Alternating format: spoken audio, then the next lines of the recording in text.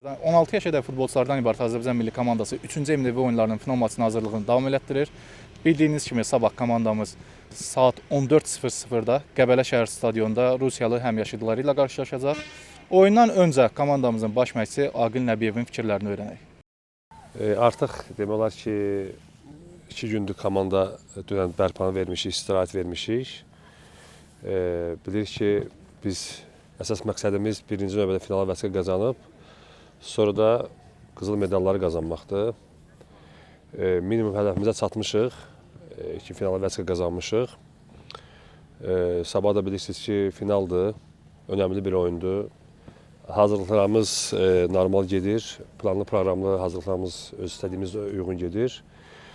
İnanıram ki, sabah da finalda istədiyimiz nəticəni əldə edəcəyik. Təbii ki, çətindir. Biz Rusiya milli komandasına qarşı oynayacaq. Rəqib 4 xanla birinci ilə başa vurub. Rəqibin hər iki oyunu təhlil eləmişik.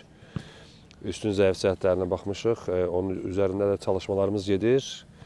Artıq bugün məşqimizi bitirdik. Oyun öncəsi daha aqressiv olmaq lazımdır, daha çox istəkli olmaq lazımdır. Final bilirsiniz ki, heç bir rəqib favori deyil. 50-50-yə inanıram ki, sabah öz istəyimizə uyğun oyun davam eləsə, biz lazım nəticəni əldə edəcəyik. Bizə lazım olan, önəmli olan da biri odur ki, bizə 12-ci oyuncu lazımdır, azarkeşlərimiz lazımdır, dəstək lazımdır. Azərbaycanda oynayırıq, gözəl bir şərait olan bir şəhərdə oynayırıq, Qəbələdə oynayırıq. İnanıram ki, sabah azarkeşlərimiz bizim yanımızda olacaqlar, bizə dəstək verəcəklər. Vacibdir, çünki gənc komandamızdır, motivasiya ehtiyacı var, dəstəyə ehtiyacı var futbolçularımızın. Bundan öncəki oyunda, hər iki oyunda bilirsiniz, hava şəraiti yağışlı olduğu üçün tribünalarımız tam şəkildə dolmamışdı. Amma ümid edirəm ki, sabahki oyunda tam şəkildə tribuna dolub azarkeşlərimiz yanımızda olacaq.